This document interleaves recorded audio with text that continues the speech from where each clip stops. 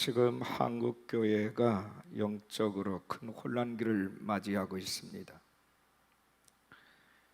안으로는 한국 교회가 하나 되지 못하므로 각종 이단들이 득세를 하고, 밖으로는 종교 편향이라고 하는 이름으로 종교 갈등을 부추기는 사회 현상으로 인해서 교회의 정체성이 크게 훼손이 되고 있습니다. 종교다원주의라든지 WCC라든지 또한 차별금지법을 내세운 동성애 합법화라든지 이런 등등의 한마디로 교회의 타락과 세속화가 더욱 심화되고 있는 실정입니다. 과거에는 교회가 세상을 염려했는데 지금은 세상이 교회를 염려하고 있습니다. 어차피 우리는 이렇게 살더라도 당신들만큼은 이렇게 살면 안 되는 것 아니냐 하면서 교회를 질책하고 있습니다. 초대교회가 성령의 강력한 역사로 천지개벽이 일어났듯이 우리와 우리 사회 또 교회와 나라와 민족이 새롭게 변화될 강력한 성령의 역사가 필요한 때가 바로 지금입니다. 초대교회는 부활하신 예수님께서 승천하시기 전에 예루살렘을 떠나지 말고 약속하신 성령을 기다리라 하는 이 명령을 붙잡고 그들이 한 곳에 모여서 성령 세례를 사모했습니다. 그리고 드디어 오순절에 호련히 하늘로부터 급하고 강한 바람 같은 소리가 있고 불의 혀처럼 갈라지는 것이 각 사람 머리에 임하면서 저희가 다 성령의 충만함을 받고 다른 방언으로 말하기 시작하면서 이른바 초대교회가 탄생이 되었습니다. 이렇게 시작된 예루살렘 교회는 세상을 완전하게 뒤바꾸어 놓았습니다. 사람의 힘이 아닌 성령의 강력한 능력으로 되어진 일입니다. 여러분, 성령의 역사, 성령 충만, 성령의 임재, 이것이 도대체 무엇입니까? 구원받은 성도들이 하나님과의 친밀한 교제를 나누는 성령 충만의 상태, 이것을 우리는 임재라 이렇게 얘기를 합니다. 가장 행복한 때는 성령님의 임재 가운데 머무는 순간입니다. 성령의 임재 속에서 경험되어지는 모든 일에는 확신 있고 담대함 있고 평안이 있습니다. 한나라는 여인, 성소에서의 기도하는 그의 모습은 기도하다가 탈진하는 지경에 이르렀지만 깊이 성령의 임재를 경험하는 시간이었습니다. 사울이라는 인간은 성령이 떠난 그 자리에 사탄의 영이 그에게 들어가면서 미치광이가 되어서 다윗과 선량한 사람들을 해치고 심지어는 신접한 여인을 찾아가서 자기의 미래에 대해서 묻는 이런 잘못된 오류 속에 빠지게 되었음을 우리는 보고 있습니다. 여러분, 예배가 무엇입니까? 예배는 하나님의 영, 성령의 임재가 머무르는 현장입니다. 여기에 감동이 있고 기쁨이 있고 평강이 있는 겁니다. 형적인 예배, 중심이 없는 예배는 기쁨과 자유함과 평안이 없습니다. 하나님이 영과 진리로 예배한 자를 찾으신다고 말씀하셨습니다. 다시 말하면 성령의 임재가 있는 예배인 것입니다. 성령의 임재가 강하게 나타나야 우리의 기도도 깊어지고 은혜도 깊어집니다. 영적 방황이 거기에서 끝나게 되는 것입니다. 매사에 성령님께 길을 묻고 도심을 구하시기를 바랍니다. 내 힘이나 의지만 가지고 되는 것이 아니에요. 지난날 우리가 수없이 믿음으로 살겠다며 결심을 했지만 시간이 지나면서 어떻게 됐습니까? 그렇게 살면 안 되는 줄 알면서도 언행에 있어서 절제를 하지 못했고 자신과 환경을 이기지 못했을 뿐만 아니라 밀려오는 죄악의 파도를 돌파하지 못하고 넘어지는 연약함을 수없이 반복해 왔지 않습니까? 부정할 수 없는 사실입니다. 예수님의 제자들 다 배신해도 나만큼은 끝까지 주님을 따르겠습니다 라고 명세했지만 우리 주님께서 법정에 선 날 그들은 다 도망을 쳤습니다. 그리고 철저하게 무너지고 후회했지만 소용없었습니다. 바로 오늘 우리의 모습이기도 합니다. 오순절날 성령의 임재를 경험하기 전까지는 그들은 계속해서 넘어졌습니다. 이런 그들이 오순절 성령의 충만함, 성령의 임재 가운데 들어갔을 때에 죽음도 두려워하지 않는 담대함을 얻었습니다. 사회생활을 승리로 이끌었고 사명에 붙들려 살았습니다. 내 것인 줄 알았던 모든 시간과 소유와 생명까지도 하나님 것이라고 고백하게 되었습니다. 은혜의 눈물, 기도의 눈물, 영혼을 사랑하는 눈물이 그들에게 회복이 되었습니다. 우린 매일같이 미지의 길을 걸어가는 나그네의 올시다. 불확실한 길을 걷는 자에게 가장 필요한 것은 좋은 안내자를 만나는 일입니다. 그 안내자가 바로 성령 하나님이십니다. 성령님께 우리의 길을 물어야 합니다. 성령님은 우리의 진정한 안내자이시기 때문입니다. 자, 오늘 제목입니다. 우리 따라하겠습니다. 성령의 임재를 구하라. 자, 옆에 분에게 성령의 임재를 구하십시다. 예. 오늘 말씀은 성령께서 하시는 일 중에 우리가 간추리면 세 가지를 말씀을 하고 있습니다. 첫째는 성령님은 우리의 연약함을 도우신다는 겁니다. 우리의 연약함. 26절을 주목하십시오. 이와 같이 성령도 우리의 연약함을 도우시나니 우리는 마땅히 기도할 바를 알지 못하나 오직 성령이 말할 수 없는 탄식으로 우리를 위하여 친히 간구하시느니라. 사람마다 연약함이 있습니다. 어떤 이는 자기 감정에 있어서 연약함이 있어요. 대표적인 사람은 가인입니다. 마음의 분노를 다스리지 못하고 동생을 죽인 인류 최초의 살인자 가인. 사울왕은 어떻습니까? 시기와 질투심으로 평생 다윗을 죽이려고 쫓아다녔지만 오히려 전쟁터에 내몰려서 패전을 거듭했고 마지막에는 자결을 해서 죽었습니다. 이성에 연약한 사람도 있습니다. 삼손은 나시린의 축복을 받은 자였지만 이방 여인 들릴라의 무릎에서 하나님의 비밀을 누설함으로 머리가 잘리고 두 눈을 잃고 맷돌을 돌리는 저주스러운 삶으로 추락을 하고 말았습니다. 지금도 이렇게 돈 잃고 명예 잃고 가정과 직장을 잃은 사람들이 한둘이 아닙니다. 얼마 전에도 우리는 그러한 사람을 보았지 않습니까? 물질에 연약한 사람도 있습니다. 유다는 예수님을 팔고 그 돈을 써보지도 못하고 괴로워하다가 자살을 하고 말았습니다. 그 외에도 뭔가 해보고 싶어도 건강이 허락하지 않는 등 연약한 부분은 우리 모두에게 다 있습니다. 어떤 사람은 도벽이 심한 연약감이 있습니다. 꼭 가난해서만은 아닙니다. 백화점에 물건이 자꾸 없어져서 CCTV를 설치해 놓고 자꾸 보니까 집이 세 채나 있는 부자였다는 겁니다. 연약함이라고 하는 것은 모든 부분이 약한 것이 아닙니다. 치명적으로 약한 것이 있습니다. 사람 병들 때 온몸이 약해서 병드는 것이 아니라 치명적인 약한 부분 때문에 몸 전체가 무너지듯이 우리 영적 생활도 마찬가지입니다. 한두 가지 연약함 때문에 전체가 무너지는 것을 우리는 경험하고 있습니다. 원수마귀는 연약함이라는 우리의 약점을 집중적으로 공격을 합니다.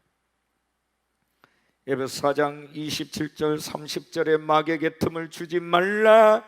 하나님의 성령을 근심하게 하지 말라. 그 안에서 너희가 구원의 날까지 인치심을 받았느니라.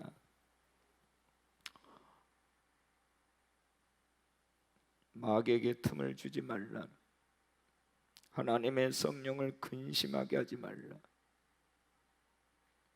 우리는 이 말씀을 명심하고 또 명심해야 됩니다. 두 번째, 성령님은 우리 연약함을 방치하지 아니하시고 도와주신 분이라는 겁니다. 연약한 부분을 하나님께 맡기고 성령의 도우심을 구하시기 바랍니다. 성령님에 대해서 우리는 헬라어로 파라클레토스, 보혜사 이렇게 말합니다. 이 파라라는 단어는 옆에라는 말이고 클레오라는 말은 부르다라는 두 단어의 합성어가 바로 보혜사.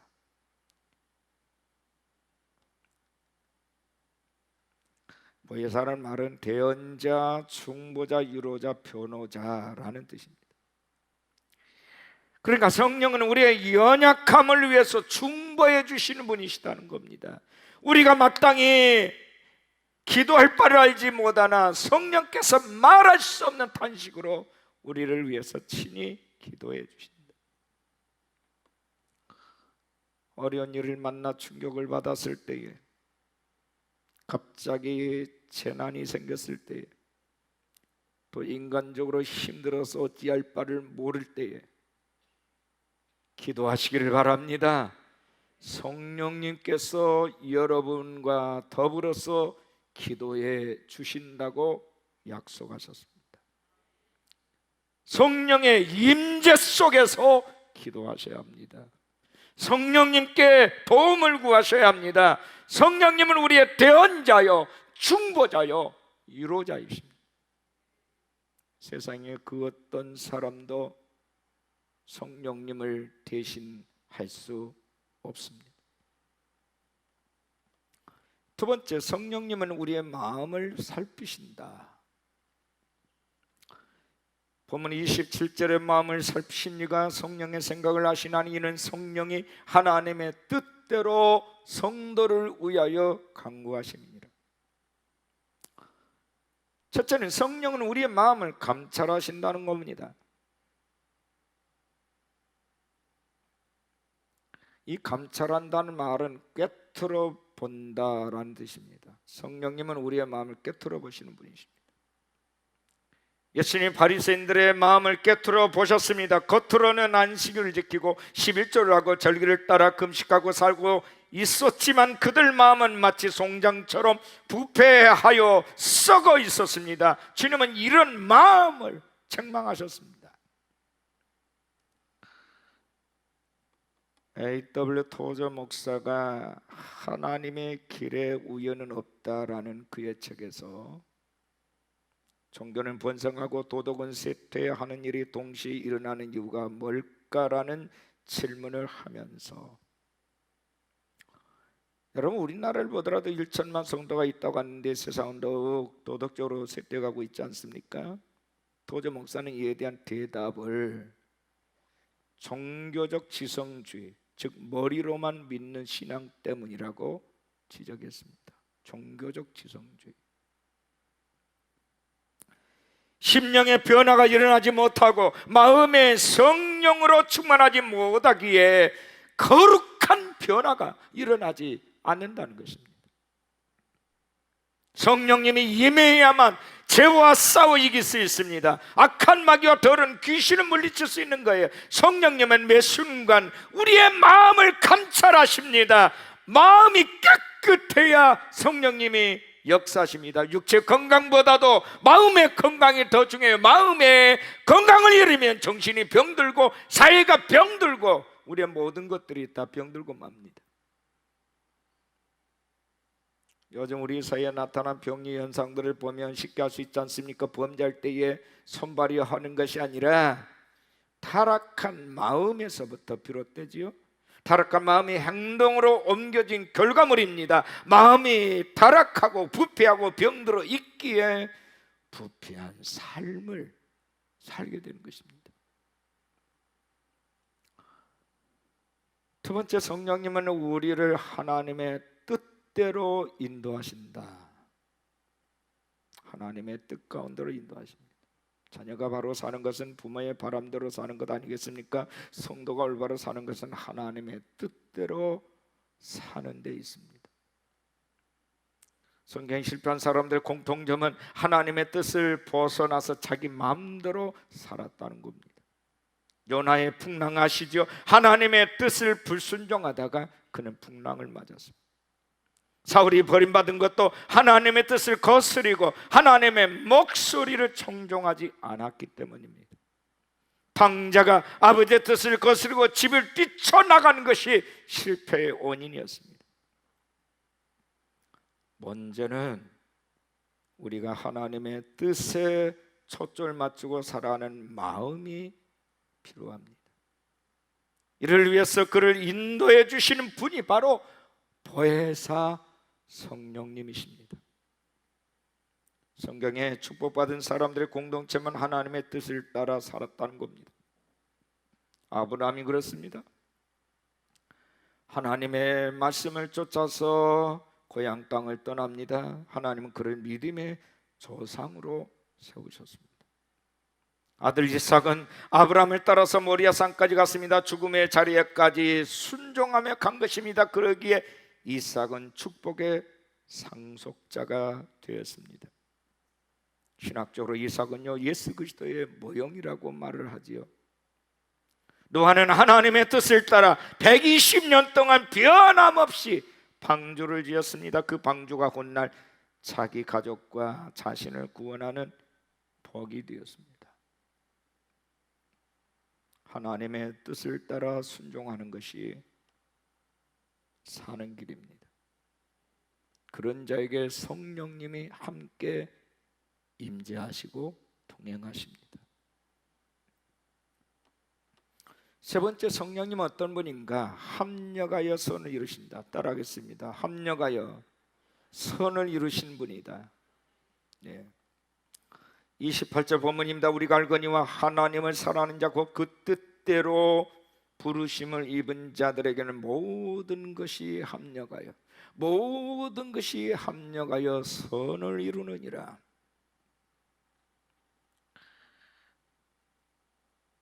세 가지입니다. 하나는 하나님의 사랑을 고백하십시오. 하나님을 사랑하는 자, 아버지, 내가 하나님을 사랑합니다. 우리 민족은 좋은 점이 많은데 아신 것 중에 하나는 표현력이 부족하다는 겁니다. 서양 사람들은 매일 아침마다 굿모닝 하면서 인사를 합니다. 늘 수시로 사랑을 고백을 합니다. 지겨울만 한데도 매일 그렇게 합니다. 근데 우리는 사랑하면서도 말하는 것을 매우 쑥스러워합니다. 사랑은 표현해야 더욱 맛이 나는 겁니다. 진짜 사랑하면 사랑이 얼굴에 나타나고 눈빛에, 언어에, 행동에 나타나게 되어 있습니다. 하나님 우리를 독생자까지 죽이시기까지 사랑하셨습니다. 하나님은 사랑하는 자를 축복하신다고 말씀합니다. 잠언 8장 17, 18절에 나를 사랑하는 자들이 나의 사랑을 입으며 나를 간절히 찾는 자가 나를 만날 것입니다. 부귀가 내게 있고 장관 재물과 공의도 그러하니라. 하나님은 당신을 사랑하는 자를 만나 주시고 그들과 교제하시고 그들에게 부귀와 재물을 주신다는 것입니다. 하나님은 자신이 사랑의 우선순위가 되길 원하신다는 겁니다. 그분은 절대자이시고 우리를 창조한 창조자이십니다. 두 번째는 하나님의 사람을 함부로 평가하지 말라 하는 교훈입니다. 모든 것이 합력하여 선을 이루시기 때문이죠. 나의 관점에서 함부로 현실만 보고 평가해서는 안 된다는 얘기입니다. 진정한 평가는 하나님만이 하실 수 있습니다. 당장은 안 되는 것 같지만 그것이 성공으로 가는 지름길일 수 있습니다. 지금은 실패 같지만 축복으로 가는 통로일 수 있어요. 사람을 환경만 보고서 함부로 평가해서는 안 되는 거예요. 남을 쉽게 평가하고 비난하고 조종하려고 하는 사람은 자기가 하나님이 되겠다는 오만한 사람이에요. 옛말에 세옹지마라는 말이 있지요. 세옹지마. 옛날 중국 북방에 호족이 있었는데 이 한 나라가 이 호족을 대단히 두려워했습니다. 그 국경 지역에 이 세옹이라는 노인이 살았는데 어느 날 그 노인의 말이 국경을 넘어서 바로 이 호족이 사는 호나라로 갔습니다. 마을 사람들이 안 됐다며 한숨을 쉬자 노인은 이러다가 행운이 생길지 모르지 않소 라고 태연하게 얘기를 합니다. 과연 몇 달 후에 그의 말이 다시 돌아왔는데 많은 말들을 함께 데리고 돌아온 거예요. 사람들이 축하를 해줍니다. 또 노인이 하는 말이 이러다가 화근이 될 줄 모르지 않소. 역시 얼마 후에 그 아들이 새로 들어온 말을 타다가 떨어져서 절름발이가 됐습니다. 사람들이 또 위로합니다. 그때 또 노인은 천만에 어쩌면 이 일이 행운이 될지 모르지 않소. 그로부터 1년 후에 호족들이 국경을 넘어서 이 한 나라를 쳐들어왔습니다. 동네 청년 10명 중에 9명이 목숨을 잃었습니다. 근데 노인의 아들은 절름발이라서 무사하게 살았습니다. 그래서 생긴 말이 인간 만사는 세옹지마다. 거기서 이 말이 나온 거예요. 인간 만사는 세옹지마다. 이보다 더 좋은 말이 있죠. 전화위복이라는 말입니다. 화가 변하여 복이 된다는 뜻이죠. 성공과 실패, 건강과 질병, 가난과 부요, 명예와 굴욕 모든 것이 다 하나님의 섭리 가운데 있습니다. 유한한 인간이 어떻게 무한하신 하나님의 경륜을 다 알 수 있겠습니까? 분명한 것은 하나님은 지금도 이 모든 것들을 통해서 선을 이루어가고 계신다는 것입니다.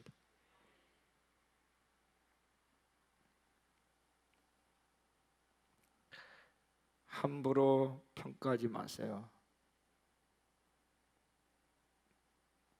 두고 보면 압니다.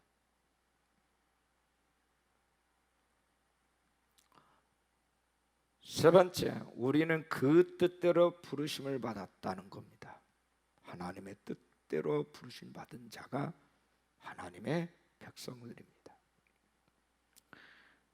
내가 하나님의 자녀가 되었다는 것은 우연히 된 일이 아니라 창세전부터 이미 정해진 일입니다. 그렇게 정해놓으신 우리를 때가 되매 여러 모양으로 하나님께서 우리를 불러내신 것입니다. 요한복음 6장 44절에 나를 보내신 아버지께서 이끌지 아니하시면 아무도 내게 올 수 없으니 오는 그를 내가 마지막 날에 다시 살리리라. 할렐루야. 하나님께서 이끌지 아니하시면 아무도 주님께 올 자 없습니다. 고난도 시련도 알고 보면 축복입니다. 욥은 말합니다. 나의 가는 길을 오직 그가 하시나니 그가 나를 단련하신 후에는 내가 순금같이 나오리라. 시련은 그래서 축복입니다. 하나님은 때로는 질병을 통해서, 때로는 물질적인 어려움을 통해서, 때로는 인간 관계를 통해서 우리를 연단하십니다. 고린도전서 10장 13절에 사람이 감당할 시험 밖에는 너희가 당한 것이 없나니 오직 하나님은 미쁘사 너희가 감당하지 못할 시험 당함을 허락하지 아니하시고 시험 당할 쯤에 또한 피할 길을 내사 너희로 능히 감당하게 하시느니라. 할렐루야. 하나님은 실수함이 없으신 분입니다. 어떤 이들은 자식을 앞에 놓고도 실수로 낳았다고 투정을 하며 자녀를 원망합니다. 그러나 하나님은 결코 실수하는 분이 아니십니다. 저와 여러분은 까닭 없이 이 땅에 보내지 않았다 그 말입니다. 우리로 하여금 그 아들의 형상을 닮게 하기 위하여 미리 정하시고 부르시고 의롭다 하시고 또한 영화롭게 하신 분이 하나님이십니다. 요셉 애굽으로 팔려갈 때 억울한 누명을 쓰고 감옥에 들어갑니다. 사람들은 다 끝장난 사람이라고 생각했을 거예요. 그러나 그 길이 애굽의 총리가 되는 지름길이었어요. 다니엘 사자굴에 던져졌을 때 인생이 끝난 것처럼 보였습니다. 그러나 오히려 하나님이 살아계심을 증거하는 기회가 됐고 그 또한 바벨론의 총리가 됐습니다. 야곱 형에서가 받을 축복을 가로채고 부엘세바를 떠난 외삼촌 라반의 집으로 도망치는 길목에서 누스라는 땅에서 하늘을 입을 삼고 돌을 베개 삼고 잠을 청했을 때 바로 그날 밤 꿈에 그에게 하나님이 나타났습니다. 야곱은 고백합니다. 여기에 하나님이 계시거늘 내가 알지 못하였도다. 그는 베개 삼던 그 돌 위에 기름을 붓고 제단을 쌓고 하나님을 예배합니다. 그리고 그곳 이름을 베델이라고, 하나님의 집이라고 고쳐 부릅니다. 그가 하나님의 도심 성령의 역사를 체험하게 된 것은 자신이 연약하다고 느낄 때, 나는 아무것도 할 수 없다고 할 때, 그때 하나님이 그에게 찾아오셨습니다. 스스로 강하다고 말하는 사람, 강한 척하는 사람에게는 하나님이 찾아오지 않습니다. 나는 연약합니다. 나는 늘 넘어집니다. 나는 완전하지 않습니다 하는 사람에게 완전하신 하나님이 찾아오십니다.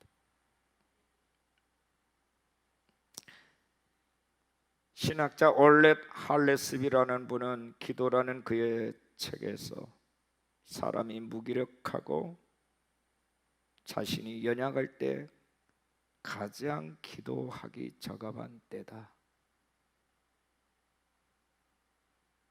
하나님은 그에게 기도를 받고 싶어서 무기력하게 만든다는 것, 연약하게 만든다는 것. 그의 기도를 받고 싶어서. 신학자 필립스는 자기 자신을 포기하려고 하는 그 순간이 성령의 역사를 충만하게 체험할 수 있는 거룩한 순간이다.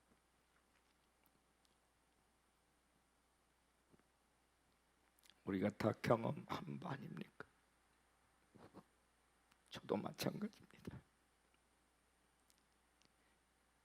가장 약했을 때, 가장 무기력해졌을 때 성령님이 강하게 역사하십니다.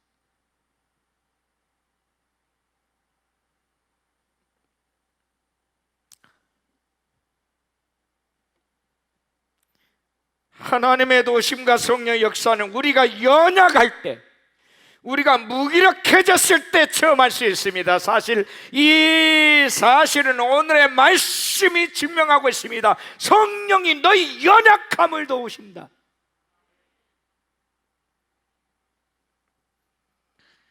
하나님 모든 것을 합력하여 선을 이루시는 분입니다. 맹인이 지팡이 없이 한 걸음도 온전히 걸어갈 수 없는 것처럼 진정한 신앙인의 길은 반드시 보혜사 성령님의 인도하심이 있어야만 합니다. 지식이 아니에요. 지성주의가 아닙니다. 영이신 하나님을 그 임재 가운데서 경험하고 그분과 함께 손잡고 가는 거예요. 성령의 이 안내가 없이는 연약한 우리가 똑바로 걸을 수 없어요. 성령의 도움을 받지 않는 것은 내비게이션도 안내판도 없는 타지에서 길을 헤매는 것과 같습니다. 그래서 우리는 성령님의 도우심을 구해야 되는 것입니다. 성령님의 임재를 사모하시기를 바랍니다. 성령님의 임재를 진심으로 구하시기를 주님의 이름으로 축원합니다.